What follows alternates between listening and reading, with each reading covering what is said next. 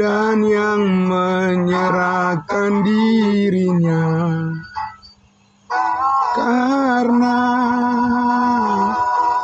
aku.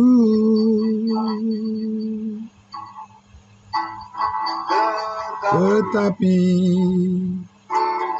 hidup yang sekarang aku hidup di dalam tubuh ini, aku hidup di dalam iman kepada Anak Allah yang mengasihi aku dan yang menyerahkan dirinya karena aku.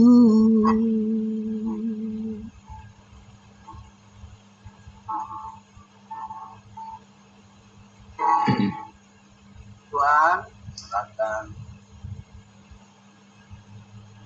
Hai, sudah Pak?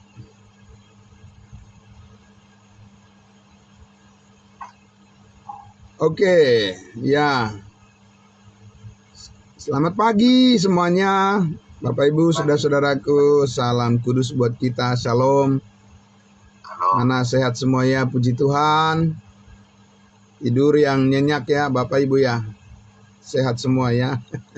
Luar biasa. Puji Tuhan.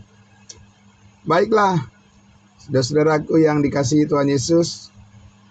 Mari kita renungkan firman Tuhan di kesempatan pada pagi hari ini. Untuk itu saya ajak kita untuk tundukkan hati.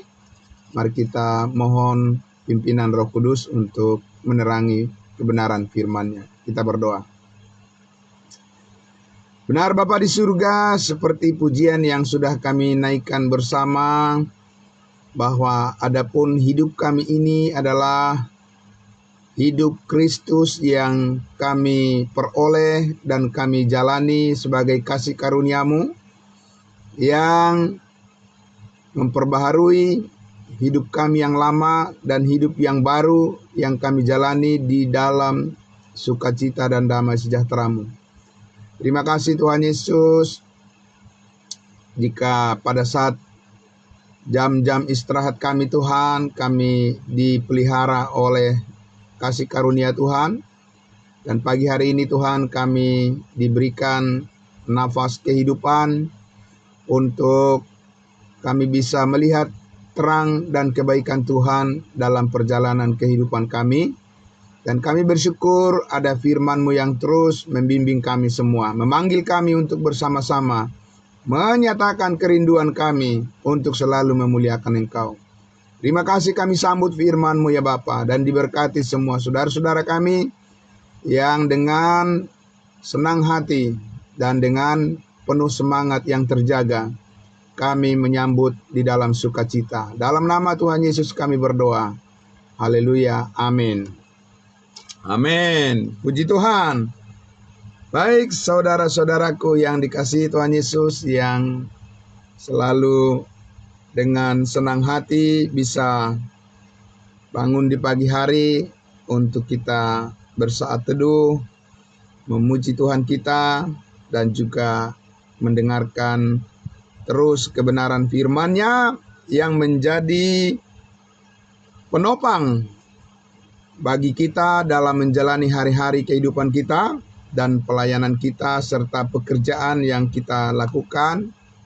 Ya, kita semuanya percaya bahwa penyertaan Tuhan akan terus menguatkan kita semua, sehingga saya mengajak kita kembali lagi untuk membaca dan melihat apa-apa saja berkat yang kita peroleh dari setiap firman yang kita dengarkan, khususnya di saat teduh kita pagi, ya.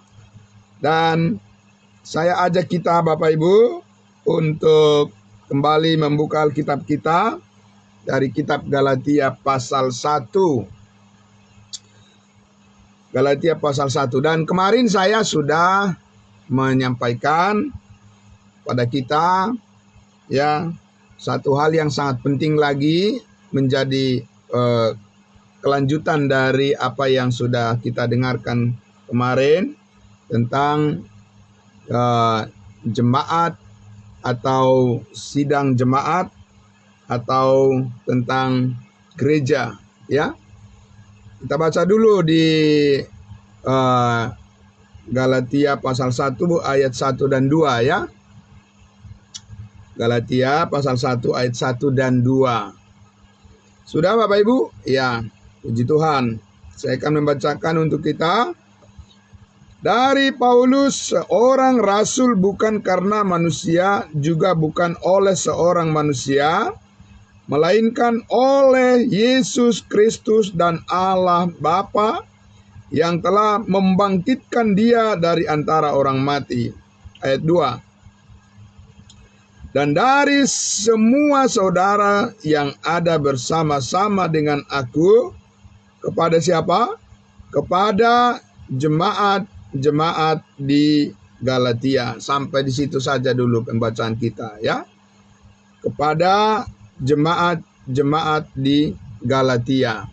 Nah, Bapak Ibu Saudara yang dikasihi Tuhan Yesus, saya sudah sampaikan kemarin bahwa di Galatia, di provinsi Galatia dulu itu adalah merupakan wilayah kekuasaan daripada Kekaisaran Romawi ya. Nah, jadi disitulah Paulus mendirikan jemaat kudusnya Tuhan ya di wilayah provinsi Galatia itu, dan di situ terdapat jemaat-jemaat, bukan hanya satu jemaat lokal tetapi lebih dari satu. Nah, Bapak Ibu Saudara ya, jadi kata jemaat di situ ya, jemaat itu adalah sebetulnya kalau dalam Alkitab berbahasa Inggris itu disebut gereja. Hanya kemarin saya sudah sampaikan bahwa di dalam Alkitab yang berbahasa Indonesia ya tidak ada disebutkan kata gereja, tapi diterjemahkan dengan jemaat atau sidang ya, atau jemaah ya. Dan disinilah kita penting memahami bahwa yang disebut dengan jemaat ya, itu diterjemahkan dari kata eklesia. Artinya apa? Gereja ya, eklesia, gereja. Dan itu diartikan sebagai sekumpulan daripada orang atau orang-orang ya. Jadi bukan gedung ya, tidak ada ide bahwa gereja itu adalah gedung, tidak. Itu adalah sekumpulan orang ya. Jadi orang-orang yang berkumpul, itulah gagasan atau ide daripada gereja atau eklesia ya. Jadi itu bisa saja orang yang berkumpul itu bisa saja orang dengan kepentingan yang berbeda-beda, tujuan yang berbeda-beda, belum tentu sama tujuannya. Tapi yang jelas ada orang yang berkumpul. Ya. Ada orang yang berada di satu tempat bersama-sama dengan ya suatu tujuan tertentu. Itu artinya eklesia ya, yang kita akan lihat di dalam Kisah Para Rasul nanti ya. Nah, jadi karena itu kalau kita lihat, kita baca di dalam Alkitab kata eklesia atau kata church atau kata gereja atau jemaah, belum tentu itu adalah milik Tuhan. Ya. Karena bisa saja orang-orang berkumpul ya dengan tujuan penyembahan berhala misalnya ya, untuk tujuan kepentingan ya pribadi atau kelompoknya ya. Jadi yang jelas kata eklesia itu adalah terminologi umum ya. Itu adalah istilah umum ya, jemaah, jamaah, jemaat atau ya church, gereja, itu adalah istilah umum di dalam Alkitab ya. Jadi bisa dikenakan kepada orang yang punya tujuan yang benar berkumpul, bisa juga kepada orang-orang yang ya berkumpul untuk tujuan yang tidak benar. Itu ya Bapak Ibu. Nah, saya akan mengajak kita untuk melihat dulu, memperjelas ya ide atau konsep atau gagasan daripada yang disebut dengan gereja atau eklesia ya, dari Kisah Para Rasul 19. Mari kita lihat dulu di Kisah Para Rasul 19 ya. Mari Bapak Ibu, Kisah Para Rasul 19. Mari saya akan membacakan untuk kita Kisah Para Rasul 19. Saya akan membaca ya. Ini adalah kisah Paulus mengalami huru-hara, kekacauan di kota Efesus ya, yang ditimbulkan oleh orang-orang yang tidak mengenal Allah. Ya. Oke. Ya. Kita lihat, saya akan membacakan saja dari ayatnya yang ke-32 saja ya. Jadi ini adalah di mana Paulus, Bapak Ibu Saudara, ceritanya di kota Efesus ketika dia memberitakan Injil di sana, kemudian orang-orang yang melakukan perlawanan dan membuat kekacauan. Dan seperti ini dikatakan mulai dari, saya akan baca dari ayatnya yang ke 29 ya. Seluruh kota menjadi kacau dan mereka ramai-ramai membanjiri gedung kesenian serta menyeret Gaius dan Aristarkus, keduanya orang Makedonia dan teman seperjalanan Paulus. Ya, jadi orang-orang mulai membuat kekacauan setelah Paulus memberitakan Injil di sana, ya. Kemudian ayat 30, Paulus mau pergi ke tengah-tengah rakyat itu, tetapi murid-muridnya tidak mengizinkannya. Bahkan beberapa pembesar yang berasal dari Asia yang bersahabat dengan Paulus mengirim peringatan kepadanya supaya ia jangan masuk ke gedung kesenian itu. Jadi ada gedung kesenian atau teater. Di situ banyak orang berkumpul. Ayat 32. Sementara itu orang yang berkumpul di dalam gedung. Nah, jadi ada orang yang berkumpul di dalam sebuah gedung. Ya. Itu yang disebut dengan eklesia. Ya.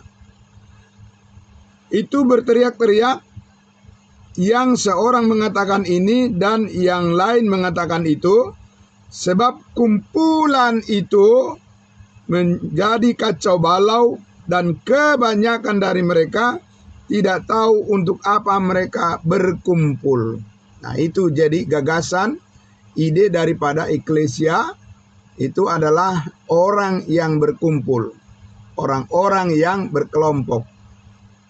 Ya. Jadi bukan menunjuk kepada gedungnya, tidak. Ya. Tapi kepada orang-orangnya. Kemudian ayat 33, lalu seorang bernama Alexander didorong ke depan orang-orang Yahudi. Ia mendapat keterangan dari orang banyak tentang apa yang terjadi. Segera ia memberi isyarat dengan tangannya dan mau memberi penjelasan sebagai pembelaan di depan rakyat itu. Tetapi ketika mereka tahu bahwa ia adalah orang Yahudi, berteriaklah mereka bersama-sama kira-kira 2 jam lamanya. Teriakan mereka adalah, besarlah Artemis Dewi orang Efesus. Jadi mereka berkumpul di sana ya untuk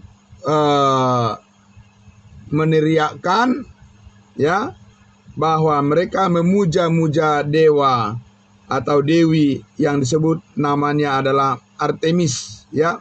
Dewi atau dewa pujaan daripada orang-orang Efesus. Nah, itulah tujuan mereka berkumpul di situ. Ayat 35.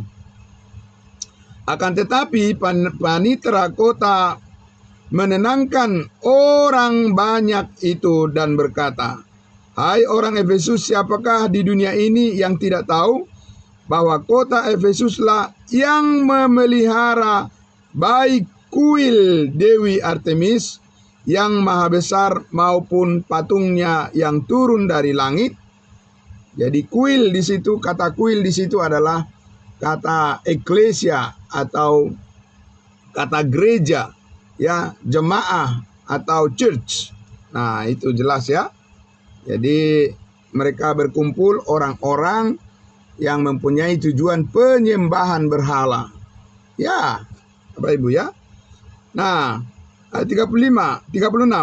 Hal itu tidak dapat dibantah, karena itu hendaklah kamu tenang dan janganlah terburu-buru bertindak. Sebab kamu telah membawa orang-orang ini ke sini, walaupun mereka tidak merampok kuil Dewi kita dan tidak menghujat namanya. 38. Jadi jika Demetrius dan tukang-tukangnya ada pengaduannya terhadap seseorang, bukankah ada sidang-sidang? Ya, makanya ada sidang jemaat kan ya, Pak Pendeta Pardosi ya. Ya, sidang jemaat. Nah, itu sidang-sidang itu adalah diterjemahkan dari eklesia atau sekumpulan orang, sidang-sidang. Belum tentu mereka itu adalah orang yang berkumpul memuji Tuhan yang benar. Ya, seperti mereka ini sidang-sidang, ya, assembly, ya, kelompok orang, ya, untuk memuja berhala. Ya. Nah, jadi dikatakan situ, ya, bukankah ada sidang-sidang pengadilan dan ada gubernur, jadi hendaklah kedua belah pihak mengajukan dakwaannya ke situ. Ya. Jadi seperti di sidang pengadilan itu disebut eklesia. Ya, sekelompok orang yang berkumpul untuk tujuan tertentu. 39. Dan jika ada sesuatu yang lain yang kamu kehendaki, baiklah kehendakmu itu diselesaikan dalam sidang rakyat yang sah. Ya, jadi ada sidang, persidangan, sekumpulan orang. 40. Sebab kita berada dalam bahaya akan dituduh bahwa kita menimbulkan huru-hara pada hari ini, karena tidak ada alasan yang dapat kita kemukakan untuk membenarkan kumpulan yang kacau balau ini, dan dengan kata-kata itu ia membubarkan kumpulan rakyat itu. Jadi idenya, ya, gagasannya yang disebut dengan eklesia atau gereja, sidang jemaah, ya, itu adalah istilah yang umum. Belum tentu itu gereja yang benar. Belum tentu itu kumpulan dari orang-orang yang benar memuji Tuhan seperti yang ada di Efesus ini. Jadi Bapak Ibu Saudara, sekali lagi, kalau kita mendengar kata gereja, jangan kita pikir bahwa itu semuanya sama. Amin. Iya. Karena sekali lagi akan ada saja orang yang berkumpul dengan tujuan, ya, mereka yang belum tentu tujuan mereka itu adalah untuk melaksanakan kehendak Tuhan. Nah, Bapak Ibu Saudara yang dikasihi Tuhan Yesus, karena itulah, ya, kekeliruan banyak orang yang berpikir bahwa kalau ada kata gereja, itu akan selalu adalah gereja tubuh Kristus. Belum tentu, Bapak Ibu Saudara. Amin. Belum tentu. Orang-orang yang berkumpul di suatu tempat sekalipun ya mereka menyuarakan puji-pujian dan menyebut nama Yesus, ya belum tentu itu adalah gereja tubuh Kristus. Belum tentu Bapak Ibu Saudara, ya.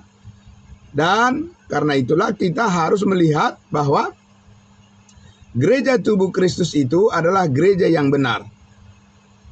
Nah, kita lihat Bapak Ibu Saudara di dalam Efesus pasal 1 ayatnya. Mari kita lihat Efesus pasal 1. Ya.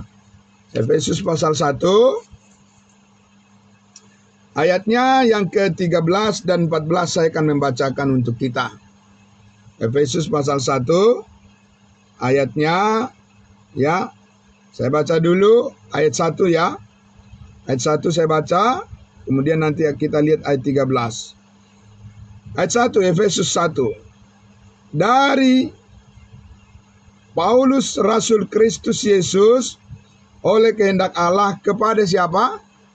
Kepada orang-orang kudus di Efesus. Kita sudah lihat ya. Orang-orang percaya dalam Kristus Yesus. Paulus tidak menyebut orang-orang di Efesus jemaat ini adalah orang-orang berdosa. Tidak.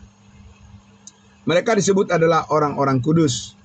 Karena itulah ya kita lihat bahwa mereka adalah gereja tubuh Kristus. Sekumpulan orang yang adalah merupakan anggota tubuh Kristus. Bagaimana mereka bisa menjadi anggota tubuh Kristus? Bagaimana mereka bisa menjadi gereja tubuh Kristus? Ayat 13 dikatakan, di dalam Yesus kamu juga, karena kamu telah mendengar firman kebenaran, yaitu Injil keselamatanmu. Di dalam Yesus kamu juga, ketika kamu percaya, dimeteraikan dengan Roh Kudus yang dijanjikannya itu. Jadi, gereja yang benar adalah gereja tubuh Kristus yang didiami atau yang dimeteraikan dengan Roh Kudus. Amin. Ya Bapak Ibu Saudara, itulah anggota tubuh Kristus, itulah gereja tubuh Kristus. Jadi tidak semua sama gereja. Ya. Bapak Ibu Saudara, sekumpulan orang belum tentu mereka sama tujuannya, ya. Nah, tujuan daripada tubuh Kristus kita lihat ya di ayatnya yang ke-14, dan Roh Kudus itu adalah jaminan bagian kita sampai kita memperoleh seluruhnya, yaitu penebusan yang menjadikan kita milik Allah untuk memuji kemuliaannya.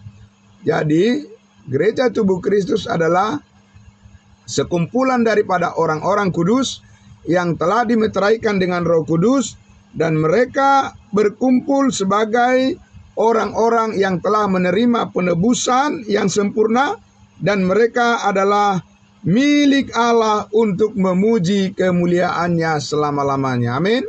Ya, itu Bapak Ibu Saudara. Ya. Jadi kita lihat di situ sekali lagi bahwa ya, gereja tubuh Kristus adalah kumpulan dari orang-orang kudus, orang-orang percaya, orang-orang yang telah dimeteraikan dengan Roh Kudus, dan mereka adalah orang-orang yang ya dipakai oleh Tuhan untuk memuliakan namanya selama-lamanya. Nah, Bapak Ibu Saudara, ya mari kita lihat satu bagian lagi di dalam 1 Korintus pasal 12, ya. 1 Korintus pasal 12, kita akan lihat lagi ya bagaimana jemaah atau jemaat ya itu adalah tubuh Kristus saat ini yang didiami oleh Roh Kudus, dan setiap orang yang percaya dibaptiskan ke dalam tubuh Kristus, dan itu adalah orang-orang yang telah dimeteraikan dengan Roh Kudus, dan merekalah yang disebut dengan anggota-anggota tubuh Kristus. Ayat 12. 1 Korintus 12 ayat 12. Saya membaca untuk kita ayat 12 dan 13.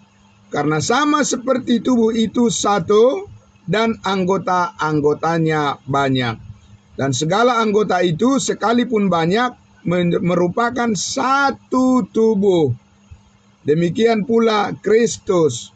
Sebab dalam satu roh kita semua, baik orang Yahudi maupun orang Yunani, baik budak maupun orang merdeka, telah dibaptis menjadi satu tubuh, yaitu tubuh Kristus, dan kita semua diberi minum oleh satu roh, dari satu roh. Amin.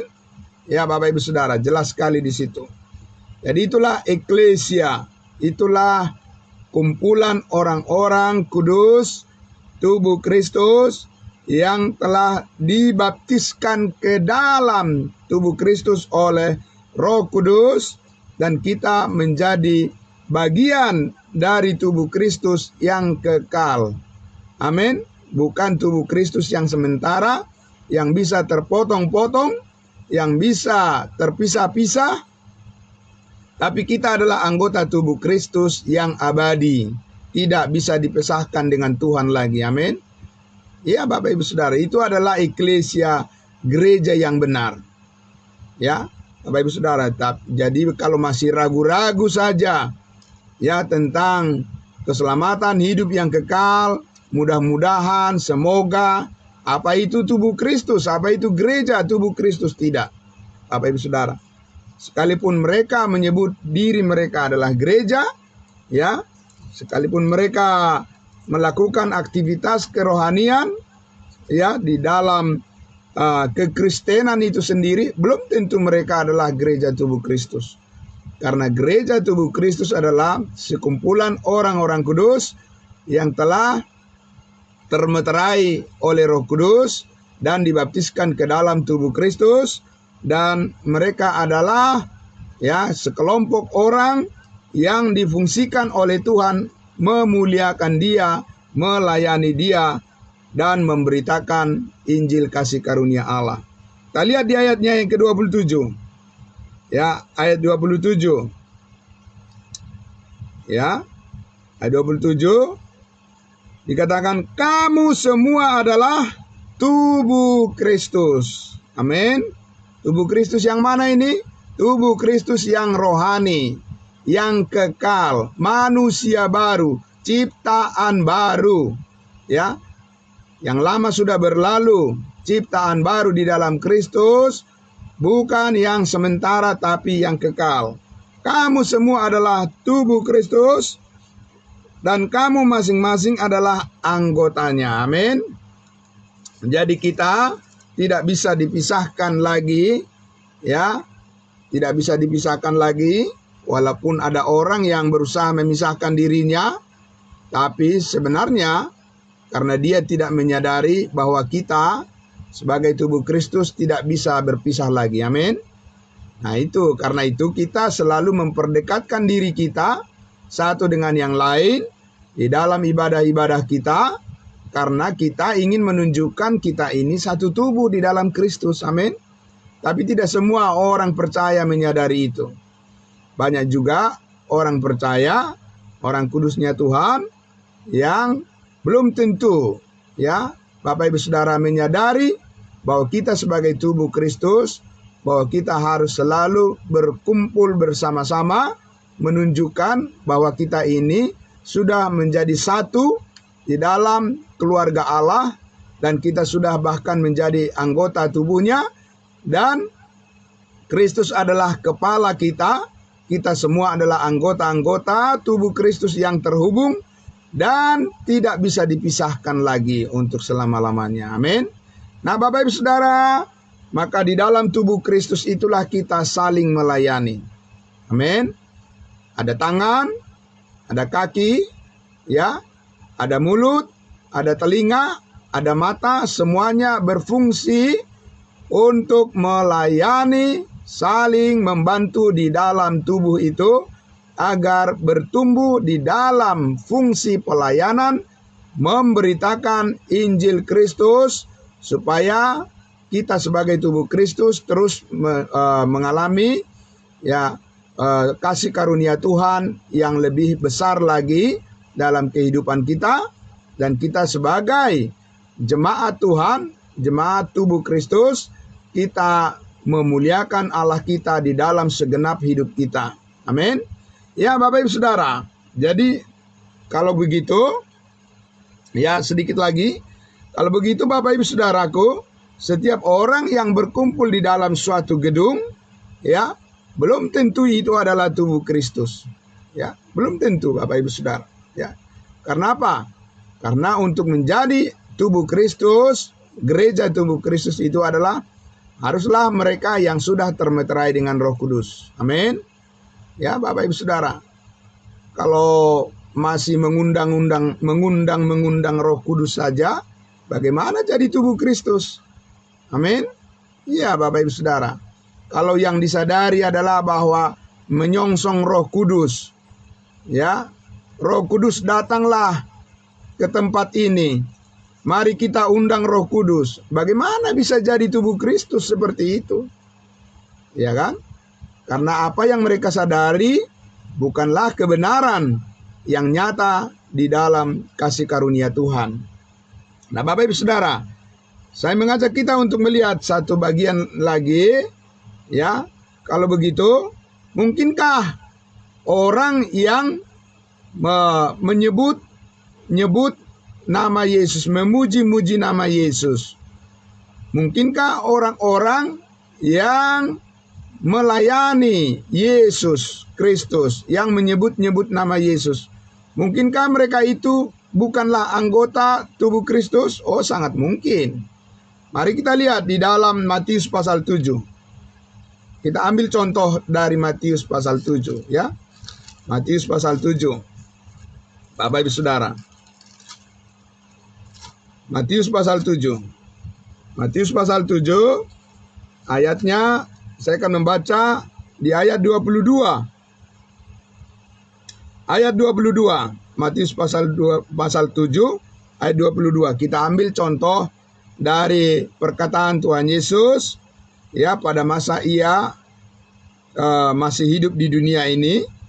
Ya, dia berkata di ayat 22 Matius 7, pada hari terakhir banyak orang, ya, berarti banyak orang yang berkumpul.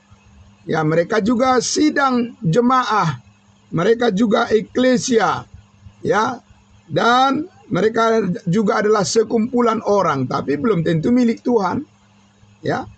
Jadi pada hari terakhir banyak orang akan berseru kepadaku, Tuhan, Tuhan, bukankah kami bernubuat demi namamu, nama Yesus, dan mengusir setan demi namamu, nama Yesus, dan mengadakan banyak mujizat demi namamu juga, demi nama Yesus. Jadi mereka bukan, Bapak Ibu Saudara, mereka bukan orang-orang yang menyanyikan lagu-lagu pujian mereka dengan nama berhala, tidak. Nama setan, tidak. Nama iblis, tidak, Bapak Ibu. Dengan nama Yesus mereka berkumpul. Menyebut nama Yesus dalam doa-doa mereka. Dalam penyembuhan-penyembuhan, mengusir setan, bernubuat, dan macam-macam yang mereka lakukan di dalam perkumpulan mereka. Ya, dalam sidang-sidang jemaah mereka. Tapi apa kata Yesus kepada mereka? Ayat 23. Pada waktu itulah aku akan berterus terang kepada mereka yang berkumpul, ya, dan berkata, aku tidak pernah mengenal kamu. Enyahlah daripadaku kamu sekalian pembuat kejahatan. Ya, mungkin Bapak Ibu Saudara, ya, kumpulan itu kelihatan bagus, ya. Kelihatan luar biasa. Menyembah Yesus dengan cara yang sangat luar biasa. Tapi Bapak Ibu Saudaraku yang dikasihi Tuhan Yesus, kalau kita melihat bahwa, ya, bisa saja itu adalah kumpulan tidak lebih dari sekedar sebenarnya itu penyembahan berhala secara halus. Karena orang-orang ini sekalipun menyebut nama Yesus, melakukan mujizat demi nama Yesus, tetapi sebenarnya mereka bukanlah anggota tubuh Kristus. Nah, Bapak Ibu Saudara yang dikasihi Tuhan Yesus, karena itu tetaplah berada di dalam jemaat yang sudah dimeteraikan dengan Roh Kudus, jemaat yang sudah menerima kasih karunia Allah, yaitu tubuh Kristus. Amin. Saudara-saudara dan saya telah dibaptiskan ke dalam tubuh Kristus, maka kita, saudara-saudaraku, adalah orang-orang yang difungsikan oleh Tuhan untuk memuliakan Dia. Di dalam kehidupan kita, Allah mau memakai kita untuk menjalankan apa yang Tuhan kehendaki bagi kita, yaitu agar kita memberitakan kasih karunia-Nya kepada semua orang. Amin. Bapak Ibu Saudara yang dikasihi Tuhan Yesus, Tuhan pasti memberikan kepada kita kekuatan apapun yang kita hadapi dalam segala permasalahan kita. Ya, Bapak Ibu Saudara, Tuhan pasti menjaga anggota tubuhnya. Amin. Sama seperti manusia.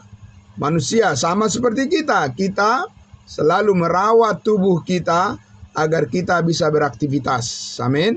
Agar kita bisa berfungsi di dalam semua tugas dan tanggung jawab kita sebagai apapun kita. Sebagai bapak ya yang mencari nafkah bagi keluarga, sebagai ibu rumah tangga yang merawat anak-anak, mendidik anak-anak, ya anak-anak yang masih terus belajar untuk menyelesaikan studi mereka, ya sebagai pelayan, sebagai hamba Tuhan, atau sebagai apapun kita yang bekerja di kantor dan seterusnya. Bapak Ibu Saudara, Tuhan ingin memakai hidup kita untuk menyatakan bahwa Tuhan Yesus sanggup memelihara hidup kita dan memberikan apa yang kita perlukan agar kita selalu sanggup memberitakan kasih karunia-Nya kepada semua orang. Amin. Ya Bapak Ibu Saudara, karena kita adalah anggota tubuhnya, Dia memelihara kita. Dia memberikan apa yang kita perlukan, sekalipun terkadang Bapak Ibu Saudara, sama seperti kita memelihara tubuh kita ini, tapi terkadang juga bisa saja mengalami sakit penyakit di luar daripada dugaan, di luar daripada harapan kita, Bapak Ibu Saudara. Tetapi kita tahu bahwa kita tetap mengasihi tubuh kita. Amin. Kita tetap memelihara dan merawat tubuh kita. Ya, sama seperti itu, bahkan lebih daripada itu Tuhan Yesus. Dia sudah menebus kita, lunas dibayar. Amin. Kita sudah ditebus dari kesia-siaan, kita sudah diampuninya, kita sudah dibayar mahal oleh kematian Kristus. Maka Dia menjadikan kita anggota tubuhnya yang akan terpelihara di dalam kasih karunia-Nya untuk selama-lamanya. Karena apa? Karena Allah punya tujuan.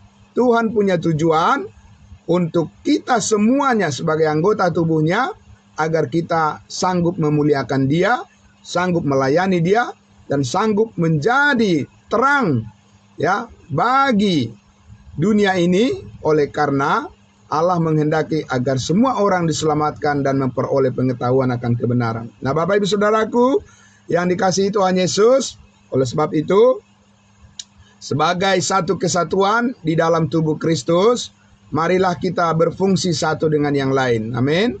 Ya, mari kita berfungsi satu dengan yang lain.